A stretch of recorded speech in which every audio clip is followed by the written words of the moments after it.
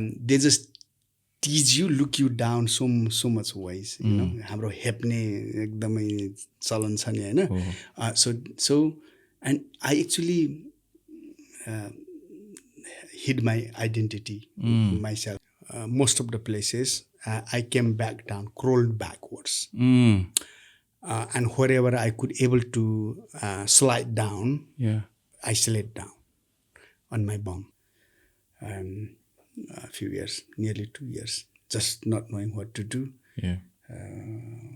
I just turned into alcoholic. And when I didn't drink, my hands were kind of shaky.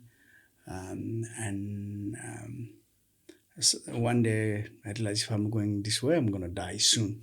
Vyastata and all the things that you're doing around the world, we are making this happen for the London Roundtable Podcast. We are absolutely happy and thankful.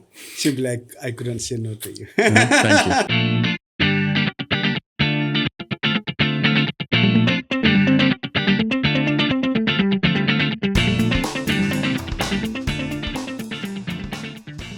Being a world record holder for the first individual ever who is a double knee, above double knee amputee, जसले चाहिँ सगरमाथा चढ्नु भयो र त्यो चढिसकेपछिको समिटमा what were your thoughts? I get asked this question quite a lot. There wasn't any anything like, this was super joyous or things like that. I think I was very happy that we were able to do. And simply on a summit, I just gave a high five to the boys who were with me, gave them a hug and cried like a baby. So that's what I did. But also, we need to take some kind of evidence that make sure we have done it. So we try to we switched on our phones, which was in our chest, in our pocket, and none of our phone worked. My phone switched on, but it's went back, switched off. We couldn't able. And luckily, the guys has a GoPro. 2 GoPro. One GoPro didn't switch on. GoPro is sometimes very funny that in cold, it doesn't work. In very hot as well, it doesn't work. So some ways, the GoPro 360, GoPro Max worked, and we took pictures, and we even didn't know we have taken the pictures until we get down to the base camp after 2 days and downloaded. Luckily. There was some footage. Oh, wow. So, but mainly it was very cold, windy. We were just outshelf, and we knew that we were running out of oxygen. So it was more about going down ASAP and save our life. That was a main concern. We were pretty much survival mode. Yeah. I wanted to take lots of pictures with lots of flags that I took up there, but we didn't have a chance to do that. I think if we have done it, then that would be fatal. Yeah. But nothing happens as we expected. Yes. That is, my life has been like that. So pretty much none of them that what I expected didn't happen. Obviously, it happened. We climbed Everest. Yeah. And I went Denali back, and we were able to do that, but the many things, I think, it didn't happen as a plan. Yeah. My life is like that. So yeah, absolutely. And I think because of those many reasons, your life is very inspiring to many, many individuals, not only in Nepal, but also people around the globe as well. यही mountaineering र सगरमाथा चढ्नु भएको कुरा सँगसँगै जोड्दाखेरि चाहिँ I've seen some of the mountaineering documentaries and videos and stuff as well. And is it quite difficult to go up, or is it more difficult to come down, to descend? For me, coming down is quite difficult. So simply, most of the places I came back down, crawled backwards. Mm. And wherever I could able to slide down, Yeah. I slid down on my bum, on my back, I would say. Yeah. So, so going down is more difficult. Also, when you're coming down, I don't have like knees to, um, control my legs. So I came down like forcefully. That's right. That makes my stumps as very painful. The impact directly goes. So there's no shock absorption on my stubbies. So the impact goes directly into my stumps. So about a week, my left stumps were swollen after coming down from Everest. That really sounds incredible. To have that grit and resilience, not only to climb Mount Everest, the tallest mountain in the world, and then to hear that the way you came down, जसरी तल झर्दाखेरिको तपाईको experience सुनाउनु भयो, on your bum or on your back and then sliding in or crawling back. And कतिपय सुन्ने मान्छेहरूलाई लाग्दाखेरि होला नि त भन्ने हुन्छ, तर it's not about 10 feet or 20 feet or 30 feet. It is a very long journey. Yeah, so in the mountaineering, what we say is when you summit it, it's just halfway. Yes. So it's a long way to go. And it doesn't count until you are safely back down. Absolutely. Your journey only finishes not on the summit, but when you finish back down at the base camp. Absolutely. I think not just you, but the whole of your team as well. Yeah. No, I think it's very well said when you said it's when you climb it's only the half journey. You have to get back. It's just, it wouldn't count much, isn't it? If you can't tell the story, if you died halfway. Yes, absolutely. Or you haven't come back. Yeah. What was the most challenging moment when you thought that this might be more difficult than you have thought, if that happened? Was there any moment like that? There was quite a lot of moment like that. There was a moment that I wasn't sure we were going to make it on the summit, but also I wasn't sure we all going to be safe back down.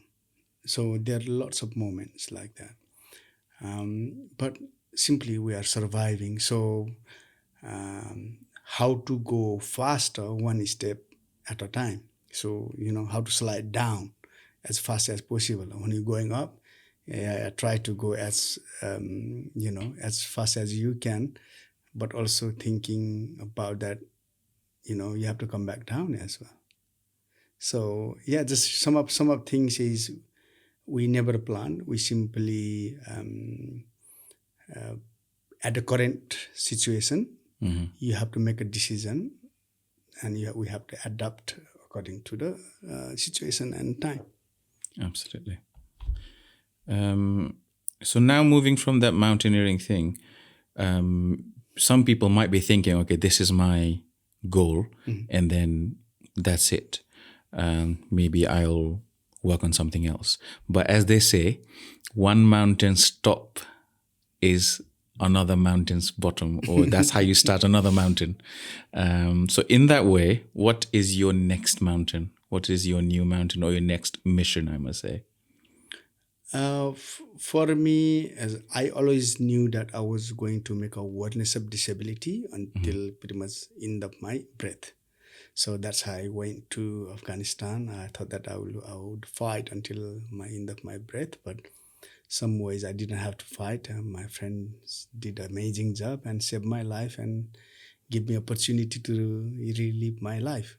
And also Everest mountain has been the same. So my only aim was to climb Mount Everest and make awareness of disability. So that was my aim.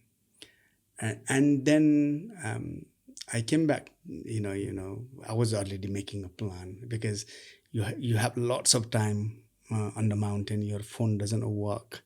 So you have got lots up to kind of make a plan on the mountain. So I was just thinking what next could be done. And by the time I did Everest, I realized that 3 of the 7 summit has been done. So it would be nice to do another, the complete the 7 summits, which is I have just 4 left.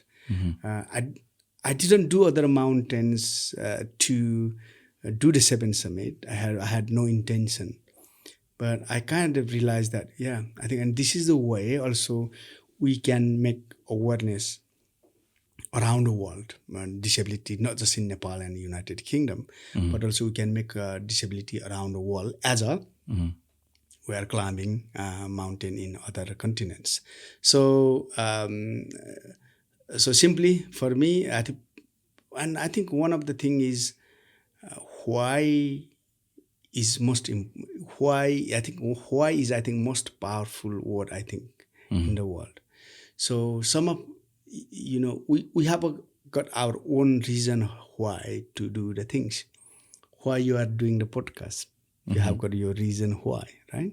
So why I climbed a mountain, I have got my reason why. Maybe climbing for you to mountain, means nothing. I've been asked one question as well, actually a few weeks ago, that why you do this kind of so hard thing and risky thing. And one of the person asked me this question, and simply it's why you want to climb. That is the most important thing. And if our reason why becomes bigger than us, then we can able to take a more riskier or bigger challenges. And I think whole human revolutions is came from challenge. The mic we speaking, the clothes that we were wearing, the building that we are staying in, the cameras are recording. Sometimes, some point in the time, someone, they challenged themselves. They invested their time, skills, knowledge, experience, money. So we are very privileged to have this one and tell the story to others. Absolutely. Right? So whole human revolution. So if we want to learn something, it's like a child. Child doesn't know much thing when he or she is born, right? Then slowly start learning from the environment, the parents and family, community, and go to schools. And that's how our perceptions are built. So simply it's our reason why we want to do the things. There is always a reason, and it might mean for someone, but it doesn't mean for something. It's for someone. So why you want to do it? For me is, I hope that I can make awareness of disability. And I didn't go to mountain to make records, to make a history.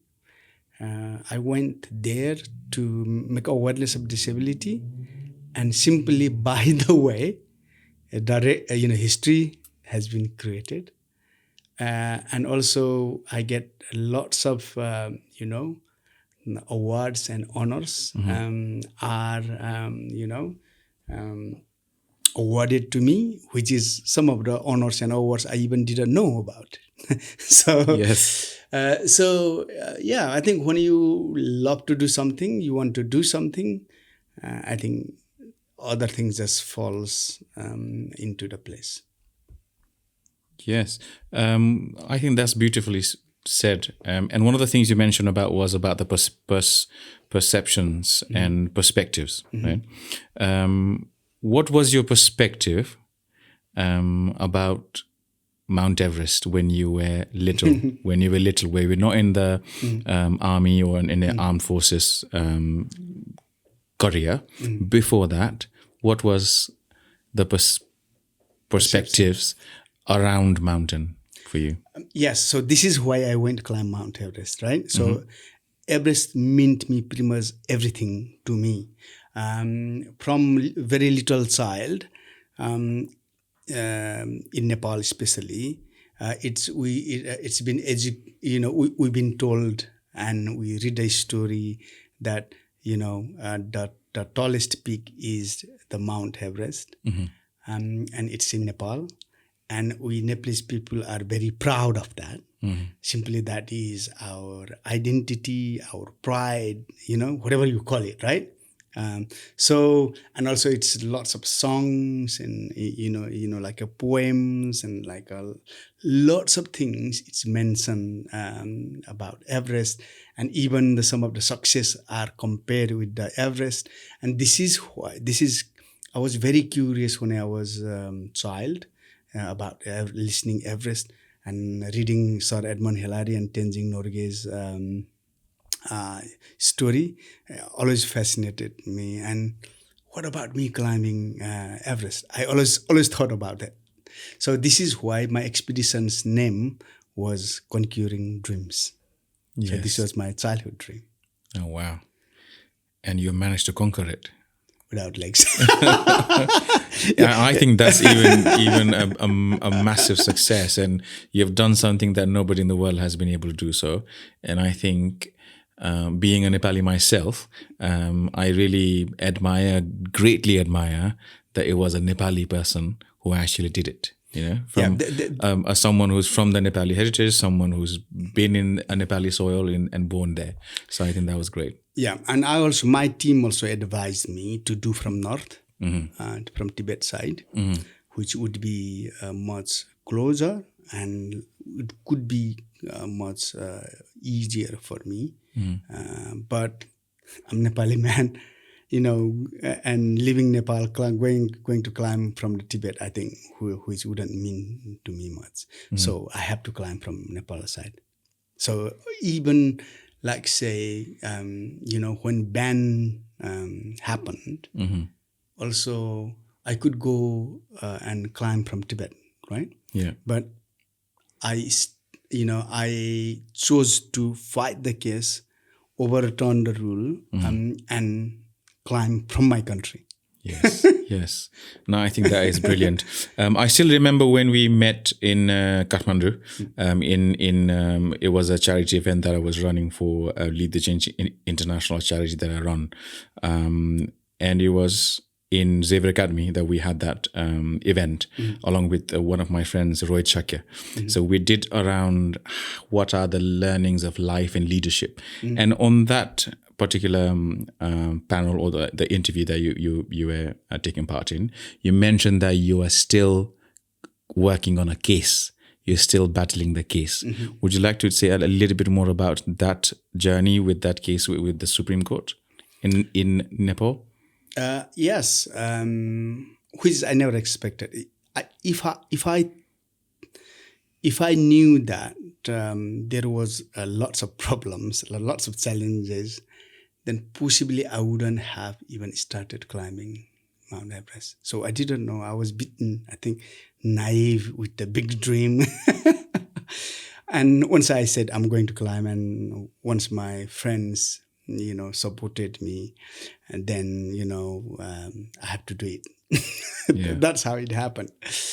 I supposed to climb in 2018, and Nepal government brought the new rules banning double amputees and visually impaired.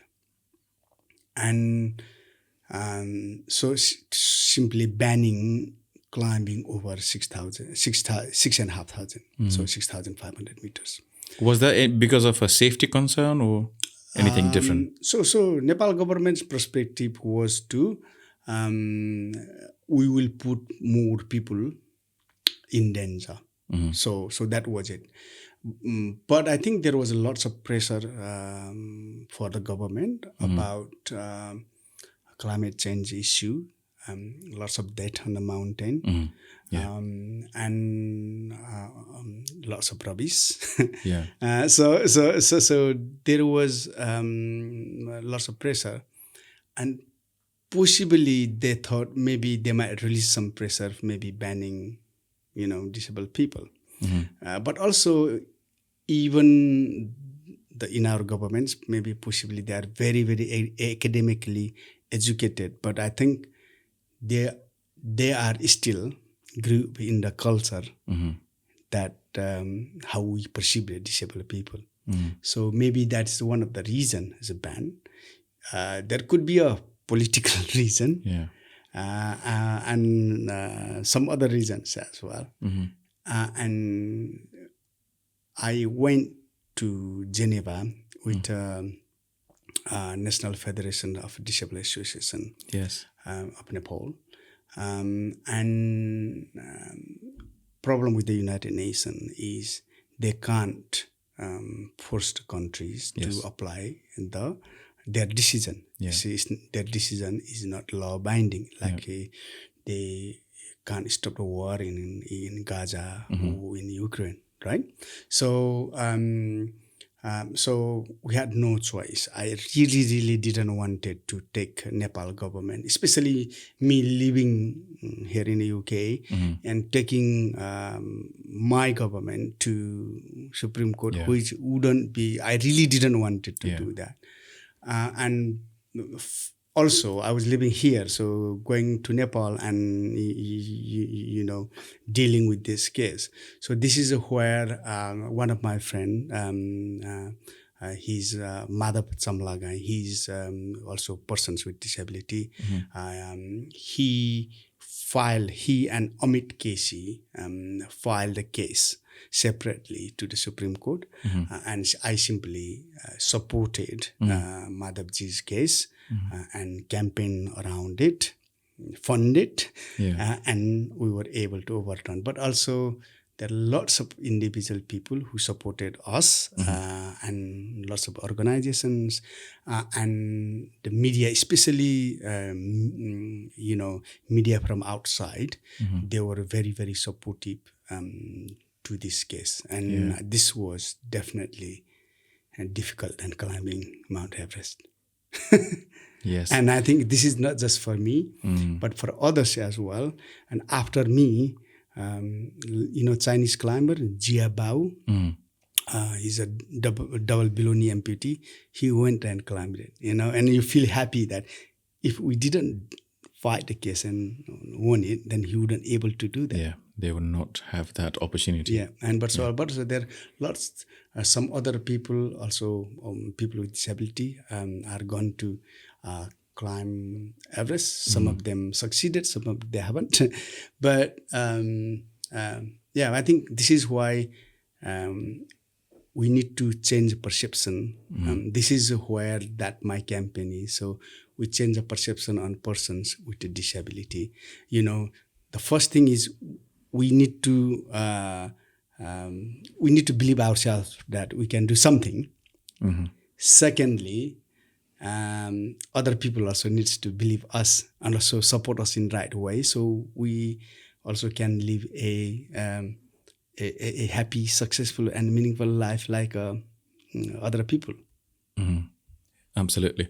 I think that's an incredible thing that you did, and also being there in Nepal and then meeting other disability ambassadors or disability leaders in the community, and then also empowering them at the same time empowering yourself and your mission. That sounds absolutely incredible.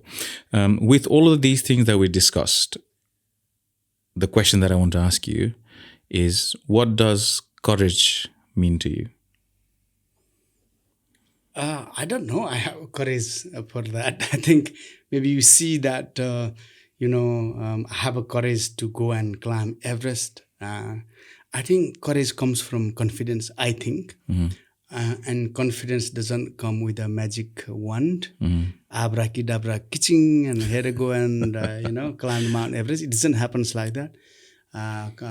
Confidence comes from very little things, like say, if I able to go to the toilet, I couldn't. So initially, I couldn't go to the toilet. I couldn't brush my teeth myself. I couldn't able to cook myself. I couldn't drive. I couldn't have a shower. Even I couldn't go to my friend's home. So those are my initial challenges after my injury. And slowly, one by one, I start tackling them. And when you do one thing, okay, if you can go toilet yourself, you get a bit privacy, right? But also say, okay, so you don't have to ask someone Yes. for help. Same way is, could drive. If I couldn't able to drive, then I think I couldn't achieve whatever I have achieved now. Today I came 3 hours drive Yes. from Devon to you, Yes, and you I wouldn't did. have able to give an interview to you, or you have to come to me. Yes. So it's small things, and later on, I started sports and adventures, and simply I could able to do everything. It's just different way of doing things, and simply we all have weaknesses, and maybe my legs are my weaknesses. Somebody has like an eye or hands, or somebody have a mind, or somebody have something else, right? So we habit or whatever that is. So we all have our weaknesses. And if we focus on the weaknesses, we're going to be weak. So what we need to do is we focus on something in future, something positive, and on our strength. And something that where our weaknesses, somebody can fill that gap. And so let's say I have a weakness on my legs, so I have to put some prosthetic legs. And also my climb has to be adapted accordingly. And if you see the world, we couldn't run fast enough to travel around the world. So what we did? We designed things that can take us faster. So for the land, for the sea, now we can fly to another planet. So who made this possible? It's humans. Yes. From the challenge, right? Yeah. So I always knew that, anything is possible. As long as we can able to adapt, we'll make things possible. Human has done many, many times before. So we'll make it. Yeah, no, anything is possible if you're on the driving seat. Indeed, and I think I really like the way you said about like courage is not only about having one goal and achieving it, but having small little goals every day. Yeah. Like you said, it could be going to the loo, prepping your own food, going and seeing a friend, driving and seeing somebody, and being independent, but at the same time making sure that you are contributing to your own self, and then also maybe to the community if you like, or the goals that you have in everyday life. Yeah, and you are absolutely. And just adding on yours is like say, so for for GCS to give a GCSE and pass it, what you need to do. You can't give just a very young person just let's do the GCSE. It's not happen like that, right? So how much time they have invested. They think that the one person doing the GCSE, they have to go from playgroup to reception to 1, 2, 3, and up to 11 years, up to year 11. To give that this. So that's how they, build a step by step and confidence, and that is time they give a test, and if you did do well, if they are then they can step onto the further. That's how everything is. Absolutely, a step by step progression and consistent efforts. Yeah. Right? No, that sounds really good. I think even for me and even for the listeners or the audience who are maybe streaming it from different platforms, they would also like to know a little bit more about your childhood. How was your childhood? My childhood was very fascinating, I would say, but no different than ordinary Nepalese kids who live in the very remote part of villages. So that's how my life was. Pretty much, I think 3 generations different than what my children are, how my children are growing up. Simply I was just born in cow shed, Barkhe got, you call it, right? Yeah. And went to barefoot to school. I didn't have even proper clothes to wear. So my mom used to make it the bhangra. So she used to cut and sew it up, and that's how it went. And we didn't have any shawl to make us warm or any jacket, so I just wore my mom's old gown, lungi, chateko lungi, barko lagaera school gako, होइन. And many of the children that they did it that way. When we do that, sometimes they used to teach us, and we went to school barefoot. That's how kind of I grew up. There was until primary school in my village, so I have to walk a day for the secondary schools. Oh, wow. In Nepal, secondary schools is 6 and 7. Yes. And high school is 8 to 10. Yeah. so and I went 6 and 7 to another school. Then also 8 to 10 to another school. And I failed in class 8. And in Nepal, if you don't pass it, I don't know how is the education system here system in Nepal right now. But at that time, if we failed, then we have to resit in same class and do the exam, and we have to pass it to move to the next class. So yes. I failed once in class 8. I failed in English. This is why my English is very rubbish. And unfortunately, I have to do talk and interviews in English now. You're doing it excellent. You're doing excellent. So yeah, if you don't understand my English, so I failed in English in SLC. Yeah. And I came to Kathmandu. So I didn't tell my parents. Yeah. So I escaped I gave it in the exam and came to Kathmandu and carried brick. Ita bokna ako. Yeah. Yeah, I was I did in Satungal. It reminds me whenever I drive past that area, it reminds me. I worked in Crescer. We carried rocks from Mahadivesi to bring Kathmandu and put in Crescer and make it gravel. And that gravels and chips we deliver around the Kathmandu. Yeah, I think that's how I did it. Luckily, I passed, went back and joined the college. I failed in English, so I actually took it major English. I'm not sure it was the right thing to do. But yeah, that's what I did. And in some ways, I was able to join the Gurkhas. So, I didn't have to complete that. I think when you said from being born in a cowshed and then walking to school for hours and being able to have the aspirations for life, for a better life, and then to do something good or better. And then coming to Kathmandu, and then how you said, like for living, you do even carry bricks and stuff, and then joining the Gurkhas.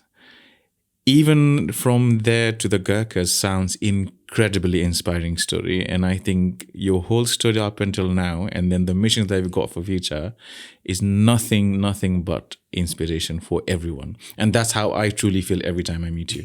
I think the first time we've met was in 2017 when the London Nepalese embassy gave us an award. They wanted to commend us for our work.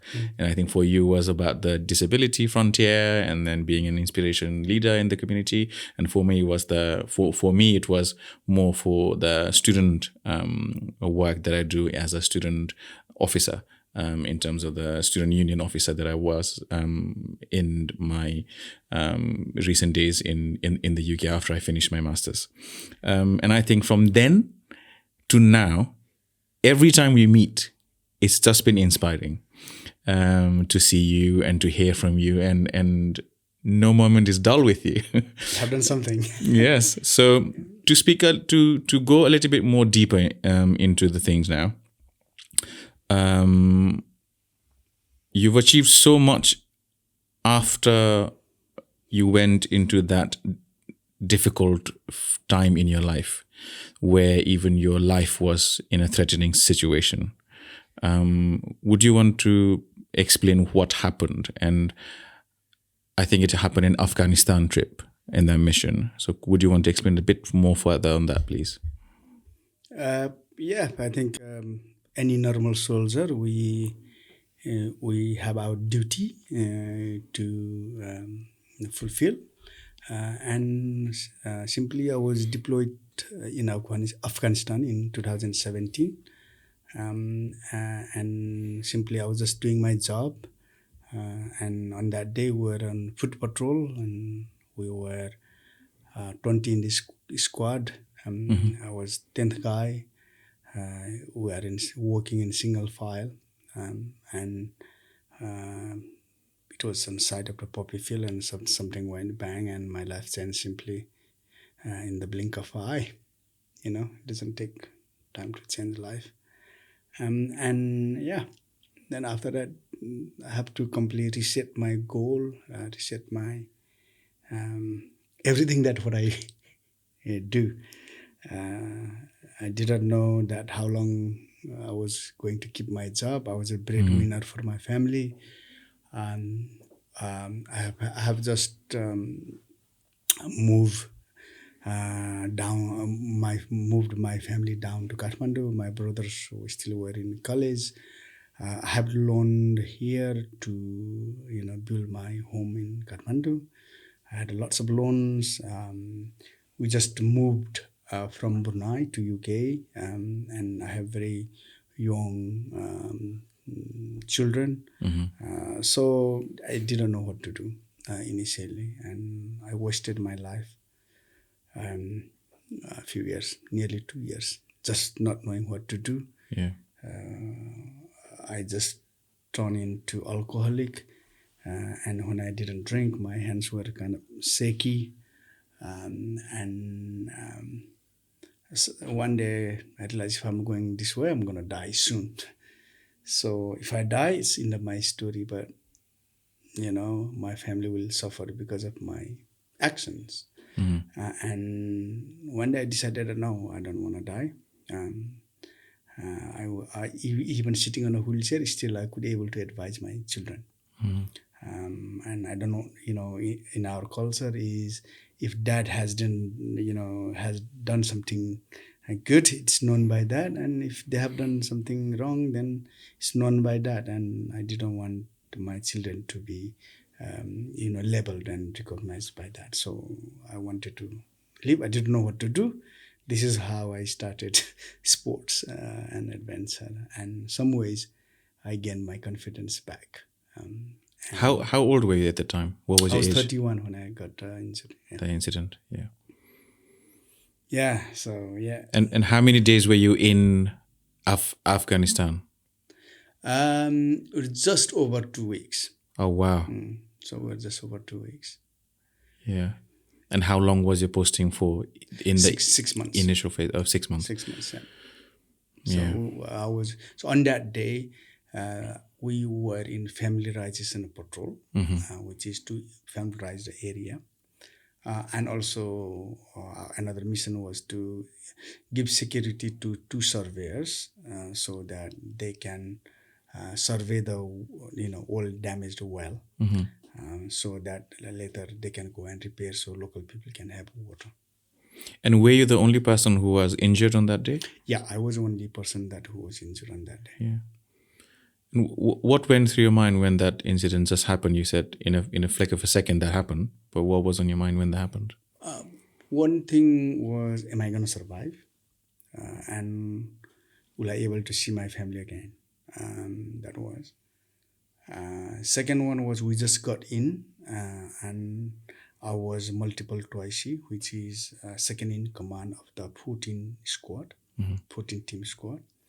But my platoon commander was very young as well, who just commissioned, and we trained 6 months and went to Afghanistan. So lots of in my team, I was kind of, big brother or father figure for them, that anything decision that I would make would affect the team. It would affect someone's life. It would affect many things in the ground. So they used to just look at me, and just me getting injured was big issues, and I really didn't want it to leave. So I just thought that I let down to my team simply. You touched upon the time that was quite difficult for you, and the time when you had a very difficult 2 years.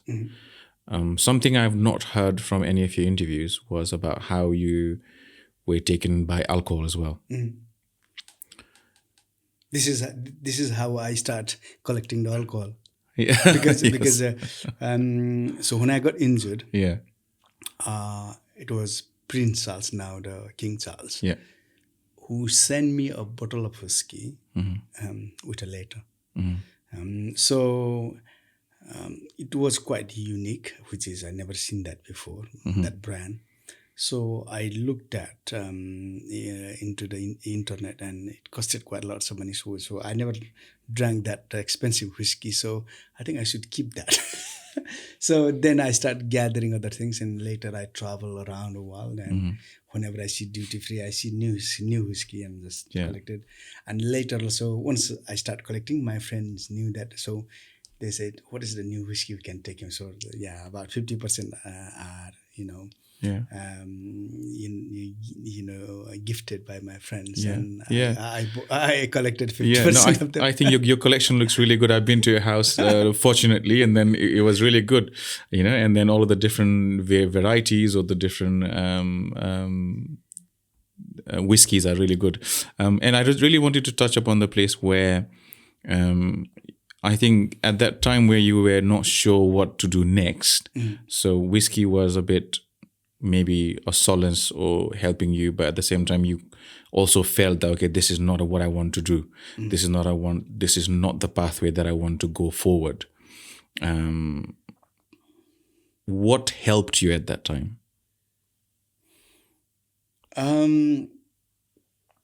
Simply taking drink for me was because it's lots of things going on in my mind, so it's just to compensate that, and to just control my emotions, my pain. That was the main thing behind that. And one day I was just drunk quite a lot, and just looking my 3-year-old son, just looking at his face, simply, nah, this is not the right thing to do. Also, I need to live my life, and that this is the example that I think possibly I don't want to give it to my son and my children. So that is the one of the reason. But also one day that, okay, I'm gonna live my life. Then that was kind of, I think to change life, you don't need like a long time. Sometimes little phrases helps us a lot to change our life. Sometimes it's like a small moment that, okay, today, now I'm not gonna die. Just having that thought. Yeah. Then after that, you just start going to the positive things, start stepping towards it. Instead of drinking more and more. So I didn't feel really good on that day. And so I think, I need to live my life, and I shouldn't show this kind of example to my children. So that's the main thing, that it sent me towards the sports. Yeah, no, I was just about to ask you what actually helped you to come out of it, and you just mentioned sport. So what was the first sport you were into? And then what was the second stage when you was out of that difficult or that shadow time, where you came out of the 2 years of difficult time, the 2 years of struggling with alcohol and stuff? What was the sport? Because I was already half suicidal. So there was a charity. They used to take us for adaptive sports, and they used to come every week and asked us, does anybody want to go to skydiving? And many times before, I just, I wasn't interested in anything. So, but once I had that mindset, then okay, I want to give a try. If I die, it's the end of my story. Half of my body is gone, and if another half goes, that's all right. That was my thing. I didn't know how powerful is mind. I didn't know. Second thing was, I have never done the skydiving, so it would be a good experience. So went up, went 15,000 feet and looked down. We couldn't see, so we were over the cloud. So we just shuffled down. They opened the aircraft door, and just like a cold wind just hits you on your face. And I was like, that's quite scary. I don't know what to do. But that is the time that I think some of the things that really work. So, in the Gurkha's motto, it's better to die than being a coward. And then I'm a Gurkha. I can't be a coward. So let's do it. So I just jumped down. And when we landed safely on the ground, I realized that you can do something even you don't have legs. So that was. Then after that, my aim was to what can I do physically after losing my both legs. Yeah. So Yeah. Now that is an interesting story about skydiving. You also touched upon a little bit about that you are half suicidal, and I'm really sorry to hear that you went through that difficult time in your life. We don't speak a lot about mental health, suicidal people going through a very dark time. But I think these are quite important bits that we need to talk. And I'm really glad that you brought that out. There is reason behind it, because it was my perception how the people in our society think of disability. So I had exactly the same perception, right? I grew up in that culture. So disability means that you can't do anything, right? So that means you are the burden of the earth, right? Which is in Nepali, what do we say? Dharti ko boj. Yeah, this word is used quite a lot in our society, right? Yes. So, sadly, yes. And because I grew up in that society, so my perception was exactly the same as other people. But also, I also thought that this is maybe sin of previous life. Maybe many times, like say, we blame ourselves for our previous life. So because maybe I have done something wrong in the previous life, this is why maybe I'm having it. And I accepted myself to just feel sorry for myself. But that is not the case. In my view, is disabled now. There are 1.3 billion disabled people in the world. Oh, yeah. Wow, the numbers are significant. Yeah, so that's about 15% of the world population. So, I didn't choose to be disabled. Yeah, I just got disabled when I was doing my job. Absolutely. Right? Yeah. If you see the statistics of 2022 of the United Kingdom, there are 1,776 people died just from road traffic accident. How many do you think they have injured? So some people born without their fault. So simply this, we need to take this as a natural cause. And any problem, if we hide under the table, we're never going to solve. So we need to bring on the table and discuss it as a civilized manner. If we don't talk it, then we weren't able to solve this problem. So So because of that, I had that perception. So now म चाहिँ धरतीको बोझ भएर बाँच्नुपर्छ, मैले जे के पनि गर्न सक्दैन, सायद कुनै जुनीमा मैले के पाप गरेको थिएँ र मैले यो पाएँ होला. That is my perception. What changed that perception or mindset? It's an experience, I think, for me. I was very privileged to travel around the world. After being disabled, I was able to do lots of sports and then find out that what can I able to do. But also, met many inspiring individuals, and from the charities to so many to that, first might get educated myself. Absolutely, yeah. About disability. Yeah. And simply, you might be wrong place at wrong time, and tomorrow the people maybe who are listening this conversation might end up in a wheelchair, or maybe you might not see them tomorrow. Yes. So life is very unpredictable, yeah, as you said. Yeah. If you're wrong place at wrong time, then yeah. How important is it? How important is it for you to be the ambassador for individuals with disability or the disability community? Honestly, this is another thing that later I realized. My aim was to making awareness of disability. Hopefully something that I do unique, and that will make awareness of disability. That will prove that disabled people can do also anything that they wanted.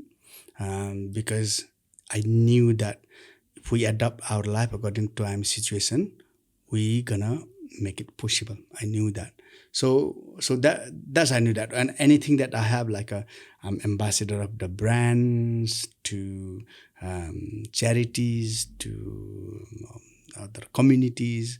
So that is just came at the back, and simply for me is to just make awareness of disability, empower the people with disability, and I'm not just a disabled person. I'm also the former Gurkha. I'm also from Nepal. So whatever I will do, if I do something good, it will positively, I think, send a message about Nepali around the world. I think that's what I would. This is what I do.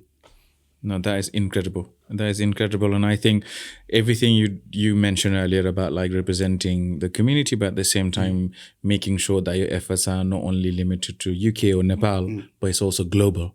And everybody that sees you, I remember a social media post that a little kid who climbed a little mountain in I think in Wales, and he also doesn't have legs, and he said that if Hari can do it, I can do it as well. Right? And I think that means significantly a lot of inspiration to people.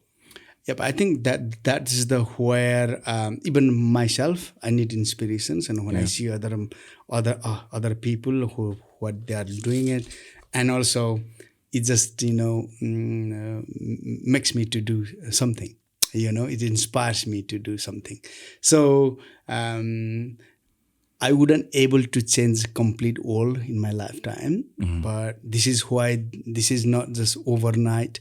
This is a few weeks, few years work. This is, we need to work these generations to generations to so that the people with disability are perceived as a normal human being. That's I intend to achieve. But people with disability, ourselves also, we need to believe ourselves that we can be able to do something. And that's fundamentally important. And when we challenge ourselves, if we do it something good, it will be good for individually, but also it will be good for families. It will be good for communities. Possibly it will be good for the country. Possibly it would be good for humanity if we do something bigger. Right. And when it comes to the point about doing better for the families and communities and humanity as a whole, how do you see these conversations that we're having right now, the conversations around disability or any kind of other ecology, diversity and inclusion points around, could be race or could be ethnicity, or in context in Nepal, casteism and such. But now with the lens of disability, how do you see how important is it that we need to have this conversation in every household and communities in Nepal and also in the UK? I think make sure we are aware. That's because I wasted nearly 2 years of my time because not knowing what to do. So there is no doubt many families who will have a disabled kid, or who will have disabled parents, or who personally they will be disabled. It's not about too much worry, but make sure they are aware that how to tackle that issue if that happens. But also who are already in that situation also have a little bit of courage, and also find the information in the right place as also it's very important. Yes. So how to tackle that problem is important. So we all are different. We are different issues from different cultures. So we need to tackle this. So something that how I tackled, for everyone, it might not be sports and adventure to gain the confidence. For them, it would be art or craft or, yoga or, community work or charity work or whatever that could be, that can give them confidence. And once they are confident, they will go and find the opportunities. And if they do one thing, then it opens one door and another door and another door. So simply, I think, who thought that I would be doing climbing a mountain? Yeah? Yes. Who thought that? I thought that, after join, the first thing is I never believed myself that I could able to join the Gurkhas because it's too tough. I wasn't very educated person.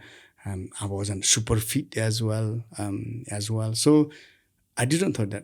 Secondly, I thought that after joining the Gurkhas, I thought maybe I'll do 15 years service and I'll retire and go back in Nepal. That's what was at that time. Yeah. And I didn't know that I could have a promotion, which is I had actually pretty good career in the army, and which is I never expected, and I didn't think that I would lost both of my legs and I would be climbing mountains. But this is where we have a positive attitude, and don't give up, and just keep doing something. It doesn't has to be one thing, something that they're doing, and that just opens a door to another door and another door, that way they could make a fulfilling life, or happy life, or successful life. It depends on how they perceive those things. There is lots of there will be lots of questions. What is the happiness is? Yes. And lots of other things, which is I don't want to go too much on that. But I think it's for them. They can feel happy, and they can have a meaningful life in their terms. Yes, I think that's a really beautiful message for especially people who have disabilities or who have individuals with disability in their family or community, and also to people who have not met any people with disabilities. Like you mentioned in the beginning of the podcast, before we started recording, you said everything is difficult if you see it in that way. Even to moving from one chair to another chair is difficult, but it's how you see it. And are you thinking of moving towards the problem solving end or the problem end? Right? Yeah. So this is, I think, so we all have positive and negative, thoughts. And that is energy. So if you think about positive, and you will see a whole world is nice, beautiful. If you think if you go towards negative, you start doubting each other, and you will see whole world is negative. So that's how we'll see. So it depends on how we want to focus. So simply that is to just engaging your mind into something positive. It doesn't really matter what. But just engaging mind into positive always helps and opens doors. And you see it the right way. I think what helps you? What is your mantra, or what is your formula for keeping things very positive? Because I think you're one of the most positive people I've met. People say that to me, but I think I say that for you. So what is that one thing that you do maybe every day, or every now and then in a week's time, or every other day, that keeps you motivated and positive? Sometimes I'm depressed. Yeah. We were just talking with the Srishti Casey. We're talking about our life and comedians' life is like a similar. So the comedians, they have to make people laugh even whatever situation they are going through. And like for us, like you call us the motivational speakers or whatever you call inspiration, but we all have our downtime. Simply is to having something goal. If you have a goal, then you will work towards it. That's always a positive energy. So let's say I have to climb. So when I went to the Denali, so simply I didn't drink alcohol for 3 months. And I have to wake up early in the morning, 5:30 in the morning, hit the gym at 6, do 2 hours gym session from like strength conditioning, cardio, swimming, sauna, to cold shower, and you have got that routine going. If you can't do some ways in the morning, then you have to do in the evening. So, and one thing is exercise and nature is very, very powerful. So if you are depressed, just go for a run or go for a walk. That really, really helps. I find it very, very helpful. Or go to the swim or go to gym and just put some more some oxygen in your brain. That helps. So it's little things, but also sometimes we can't avoid those negative environments, but try to stay with the positive people. You do something positive. It's whatever we do, even just tidying up our garden, tidying up a room. So whatever we do, I think it helps. And when you see it, tidy up rooms, you feel happy, right? Yes. When you sit in a nice garden, you feel happy. So, so it's a little things. True. So we don't have to be like focusing like a big things. Like just like someone to pass GCSE, they have to go to school. How many days do they? Maybe do the calculation and tell your listeners that how many days do they have to invest in before they pass the GCSE? Yeah, that's right. Yeah. And you have to go to everyday school, right? Yes, even you don't like it. That's right. I think the theme here that comes out is consistency and being disciplined, because motivation can come and go. Like you said, you also felt a bit depressed at times, and it's absolutely fine because it's human emotions and it will come and go. You will be happy someday, you would not feel happy some days, and you'll feel okay some days, it's okay-ish, and then someday you'll feel like, okay, this is great. And again, some days you'll feel like this is not great. If you have a really grey and rainy day in Britain, then you'll just be like, yeah, it's okay. I'll have a nice cup of tea or a jol momo, right? And then just make most out of the day. But I think the thing is about keeping on with things and understanding that all the different emotions, all the different scenarios are a very common thing in life. And that's how they make it a holistic life rather than you can't be happy 100% of the month, we can't. 100% of the days in the month, or 365 days in a year. So on that note, to move towards a little bit of fun, we have a little section on our podcast to make things slightly more challenging. Cheerful is what I was aiming for, but yeah, it could be a bit of challenge if you think so. So this is like a rapid fire round. So these are very normal, quick questions, and I would so you would have to answer them quick as much as you can. So are you ready? I think so. Yeah. I've done lots of rapid fire. In my military career. yes, you've actually done actual rapid fire. So yeah, I think you will be always ready for this. Okay. So for the first question is favorite season? Spring. Favorite holiday spot in the world? I think Australia is pretty good. Yeah. Your comfort food? Seafood. Your favorite type of workout? Pull-ups. Momo or chow mein? Momo. What is your favorite movie? I watched Bravo 20. That's pretty good. It's a military movie. Best piece of advice you've ever received?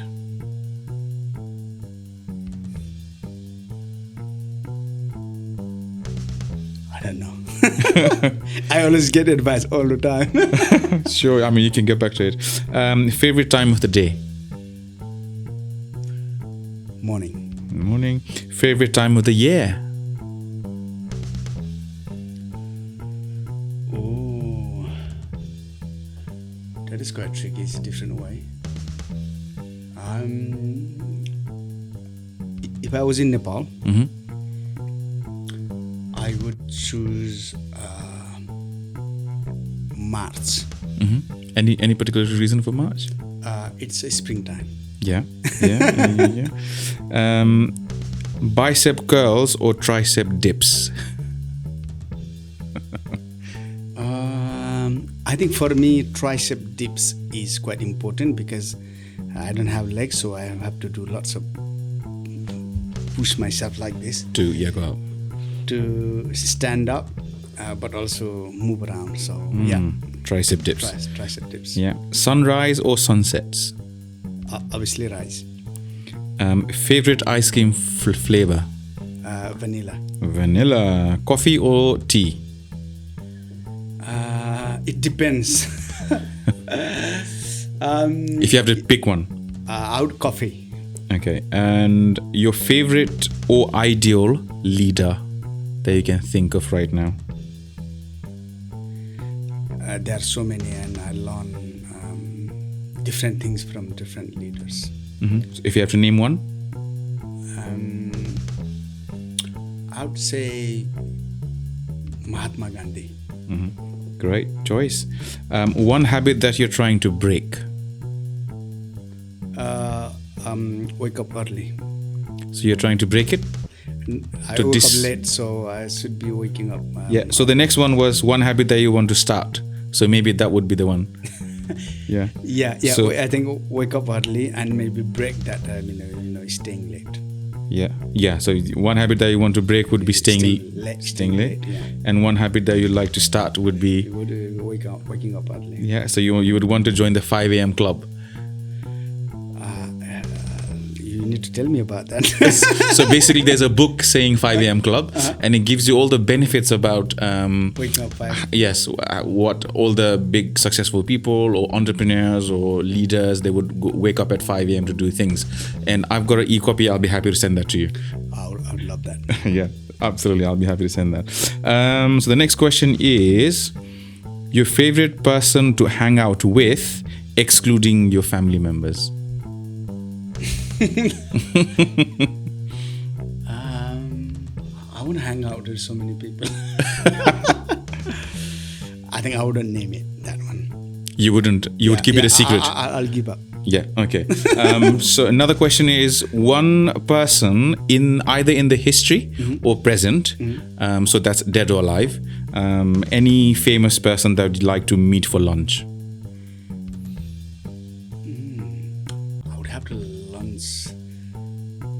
think with Barack Obama. Barack Obama, great. Your goal for 2024? I know you've got multiple, but any one goal. I don't have any goal for 2024, but I think for me is make sure I stay fit. Yeah, great. Staying fit is always I think the main priority. Your goal for 2025?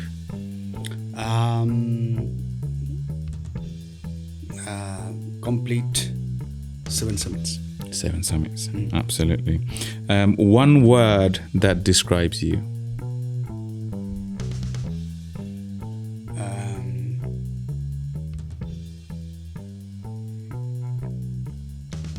Just Hari, isn't it? I'm just Hari, Harry. Yes, people call me Harry. And Yes, Hari. yes. I think with this question, this is the last question, by the way. But with this question, I have a phrase that like I always say when I say your name. I always say, the Iron Man thing that people do to go out and do incredible things and push their limit, go and do the, they swim, they go for triathlon, all of that. So as an Iron Man thing, with your spirit, you are almost like the Iron Man, is what I feel. So I think Hari, the Iron Man, can also, go really well. So that's what I think. But yeah. That would be the rapid fire round, and you did really good. So thank you for sharing that. The last question for you would be, could you tell us a little bit more about the 7 Summit? And also if there's anything that people can do in terms of to help you, to contribute, or to do any things in terms of your mission. Thank you for asking. So 7 Summit is simply highest mountain in its 7 continents. So far I have completed 4. Yeah. Wow. Everest in Asia, Mont Blanc in Europe, Kilimanjaro in Africa, and Denali in North America. Yes. So I have got 3 more to go. Aconcagua in South America, Mount Vinson in Antarctica, and Puncak Jaya, or they also call it Carlson Pyramid in Indonesia. Wow. Now that sounds just amazing. Yeah. So how is your preparation going for it?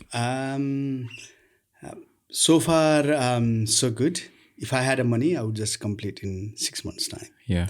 But simply, I don't have. It's very expensive going to the mountains, and we need to raise lots of fund. Yeah. So if anybody would like to support from network, even any skills that you have and able to contribute for whatever I'm doing, or if you have got any ideas that we make awareness of disability, any way that you can help me on the media or PR or whatever ways, or sponsorship, or even chipping, a couple of quids, that also helps. And when we get together, we can achieve the bigger things. Absolutely. Absolutely. I think collaboration is the way forward. And to anybody who is listening to this podcast or are watching it on different platforms, they can get in touch with your Instagram handle. Yes, it's Hari Budha Magar. For pretty much everything, all of my social media is Hari Budha Magar, so it's easy to find, or you can Google it as well.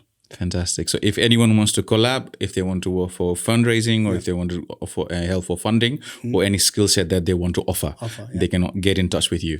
Fantastic. Or they can edit my videos. They can you take the pictures or whatever, like anything that helps to achieve my goal. And my aim behind all of doing these things is making awareness of disability. That's the number 1 agenda. Yes.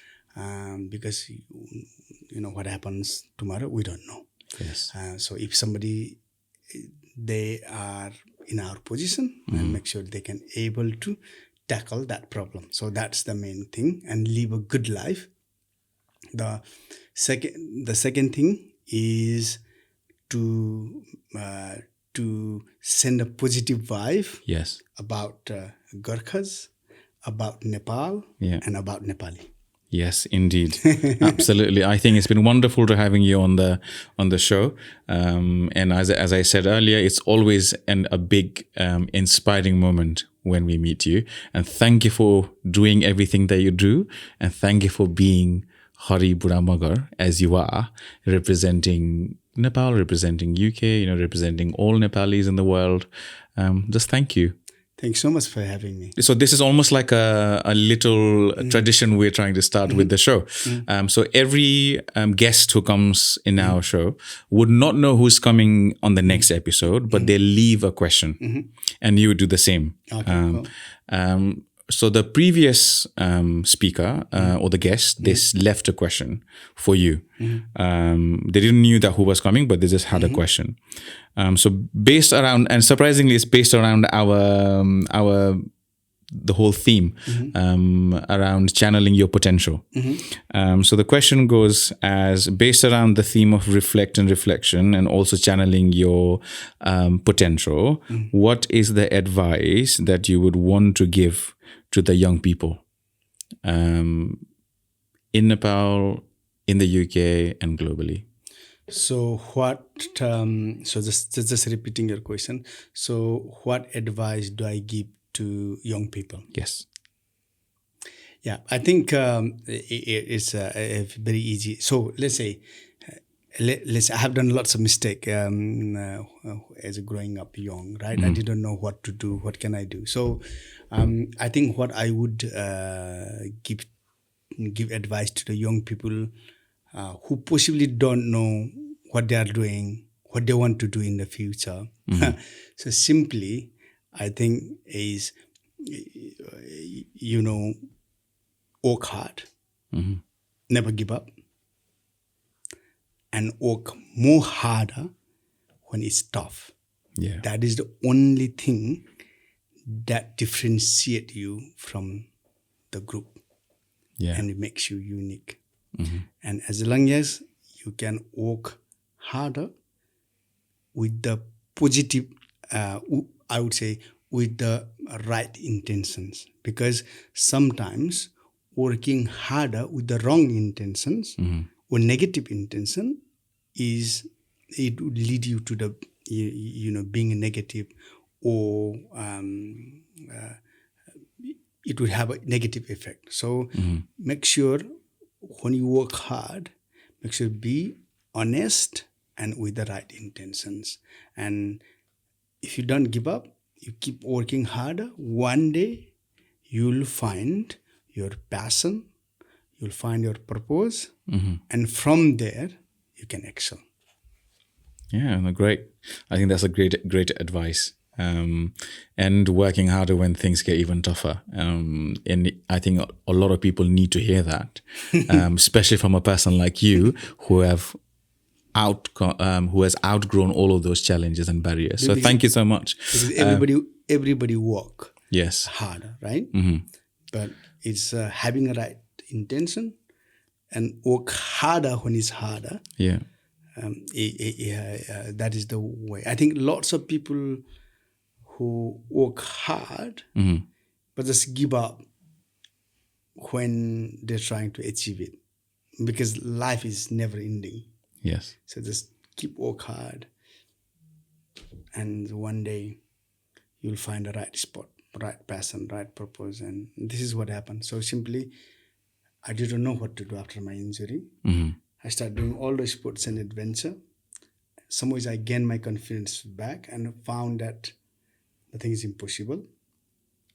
Then I found a purpose on Mount Everest, and now in 7th Summit. Hopefully, maybe other one after. Yeah, no, fantastic, and all the best. We are rooting for you, and we are rooting for you since the day I met you, and then also when we met in Kathmandu, and even now. I think we are rooting for that 7th Summit to complete in the best way, and then we'll again sit down to celebrate your success and all of the things that you change in the world, saying these are my barriers, these are the barriers for disabled people and community and individuals, but this is how we can get across it. So thank you.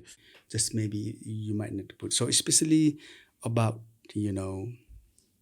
my childhood story, why I tell my childhood story. I think that's quite important for people. I think, especially in our Nepalese culture, everybody's, wants to be like, so, okay, I'm from the, good family, I'm from good family. They try to be like they are from the good background. Yeah. So they try, we try to be from Kribble, and because I did exactly the same thing, and before, when I say, people used to ask me, where do you come from? Where you are from Nepal, and it says, I'm from Dang. Dang is much developed than Rolpa and Rukum.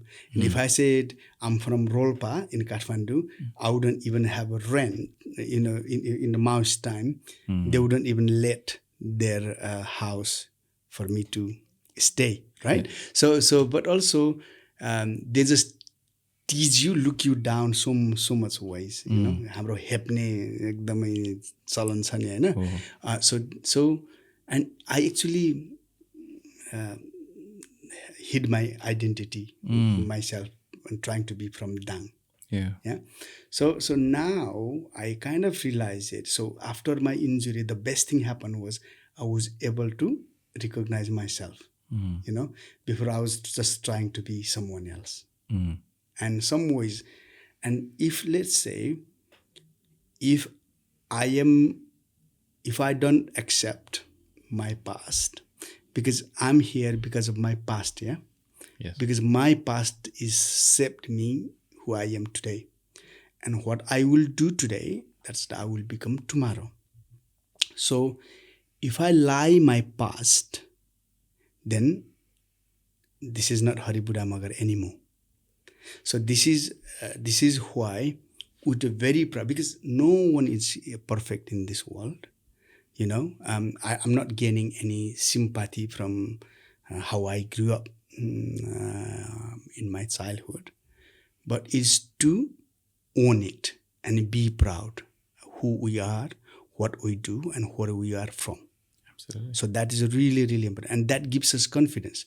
If I lie myself, then something, you can't feel confidence. Yeah, so I can't lie. So just be proud of, I think, who we are, what we do, and where we are from. And that is one of the principles to gaining the confidence. Absolutely. When we do that, let's say, now my legs are never going to grow. I have to accept that.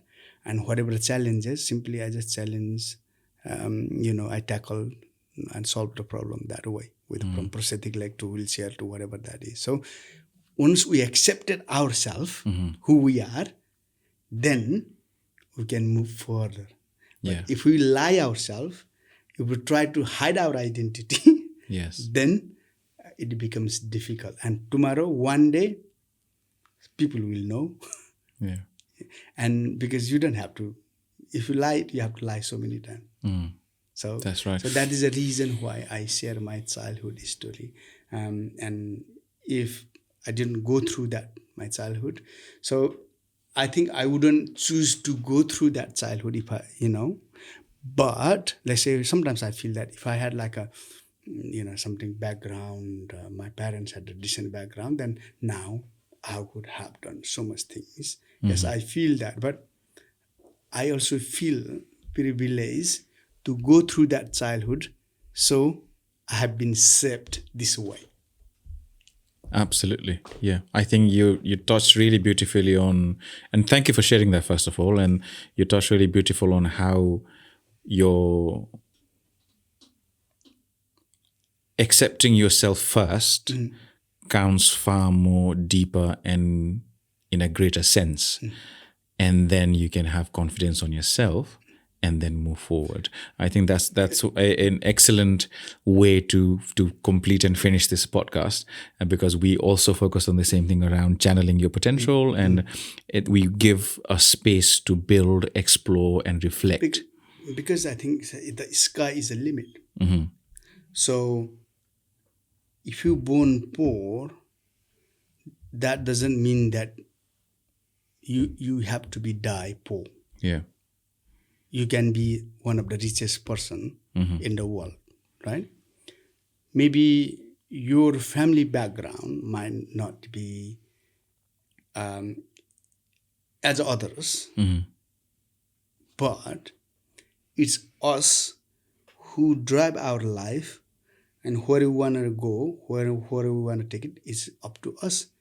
Once we are adult, we can't blame our parents, we can't blame our society, we can't blame. Yes, our perception some was made from that, but from now on, moving forward, is us to go wherever we want to go.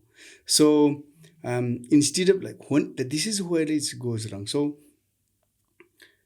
the one thing is we become responsible for our words and actions. Mm-hmm.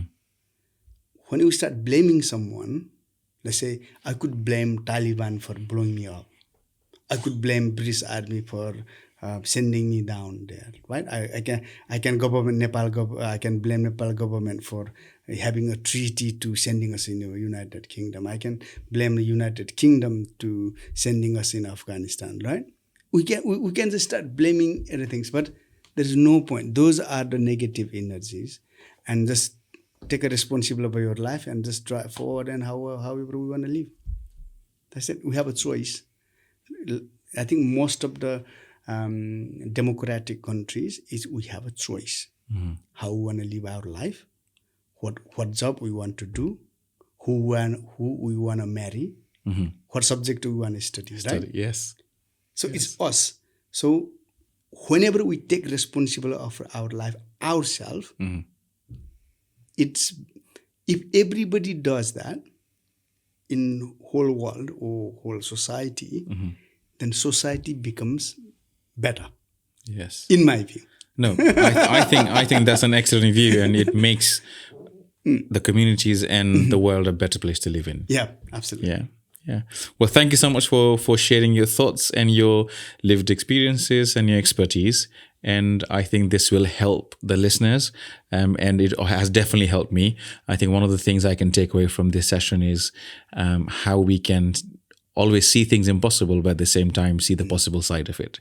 So thank you so much for coming, and for a great day. Thank you so much. Thank Yeah, you for thank having you. me, and I wish Thank you you. all the very best for all the episode of your podcast, and Thank I wish you. you all the very best. Hopefully, this will be a very informative and inspiring podcast.